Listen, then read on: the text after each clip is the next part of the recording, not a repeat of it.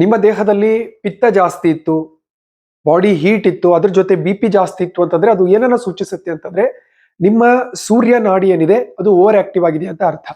So ನಮ್ಮ ದೇಹದಲ್ಲಿ ಎರಡು ಮುಖ್ಯವಾದ ನಾಡಿಗಳು ಕೆಲಸ ಮಾಡುತ್ತೆ.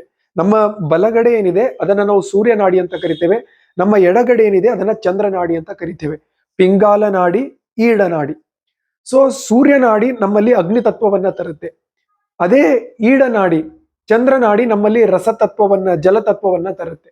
ಸೊ ನಮ್ಮಲ್ಲಿ ಎರಡೂ ನಾಡಿಗಳು ಬ್ಯಾಲೆನ್ಸ್ ಅಲ್ಲಿ ಇದ್ದಾಗ ನಮ್ಮ ದೇಹದಲ್ಲಿ ಪಿತ್ತನೂ ಬ್ಯಾಲೆನ್ಸ್ ಇರುತ್ತೆ, ಬಿ ಪಿ ಕೂಡ ಬ್ಯಾಲೆನ್ಸ್ ಅಲ್ಲಿ ಇರುತ್ತೆ.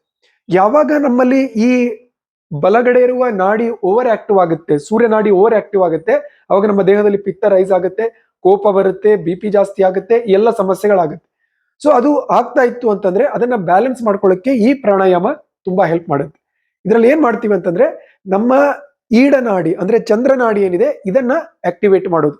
ಇದು ಯಾವಾಗ ಈ ನಾಡಿ ಚೆನ್ನಾಗಿ ಇದರಲ್ಲಿ ಎನರ್ಜಿ ಫ್ಲೋ ಆಗುತ್ತೆ ಅವಾಗ ಈ ಓವರ್ ಆಕ್ಟಿವ್ ಆಗಿರುವ ಸೂರ್ಯ ನಾಡಿ ತಾನೇ ಬ್ಯಾಲೆನ್ಸ್ ಬರ್ಲಿಕ್ಕೆ ಶುರು ಆಗುತ್ತೆ. ಸೊ ಇದ್ರಲ್ಲಿ ಏನ್ ಮಾಡೋದು ಅಂದ್ರೆ ನಾಸಿಕ ಮುದ್ರೆಯನ್ನ ನೀವು ಬಳಸೋದು. ನಾಸಿಕ ಮುದ್ರೆ ಏನ್ ಮಾಡ್ತೀವಿ ನಾವು, ಎಡಗಡೆಯಿಂದ ಲೆಫ್ಟ್ ಇಂದ ನಿಧಾನಕ್ಕೆ ಉಸಿರನ್ನ ತಗೊಳ್ಳೋದು,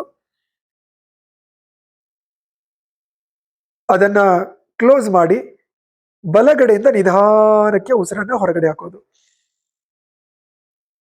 ಮತ್ತೆ ಎಡಗಡೆಯಿಂದ ತಗೊಳ್ಳೋದು,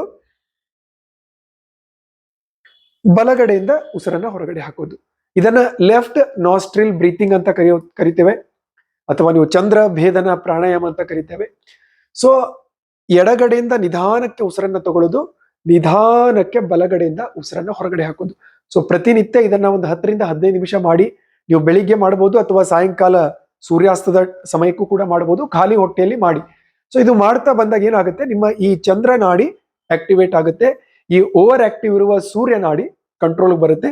ನಿಮ್ಮ ಪಿತ್ತ, ಬಿ ಪಿ, ಕೋಪ ಎಲ್ಲವೂ ಕಂಟ್ರೋಲ್ ಬರಲಿಕ್ಕೆ ಈ ಚಂದ್ರ ಭೇದನ ಪ್ರಾಣಾಯಾಮ ತುಂಬಾ ಹೆಲ್ಪ್ ಮಾಡುತ್ತೆ. ಅಳವಡಿಸ್ಕೊಳ್ಳಿ. ವಿಡಿಯೋನ ಎಲ್ಲರ ಜೊತೆ ಶೇರ್ ಮಾಡಿ.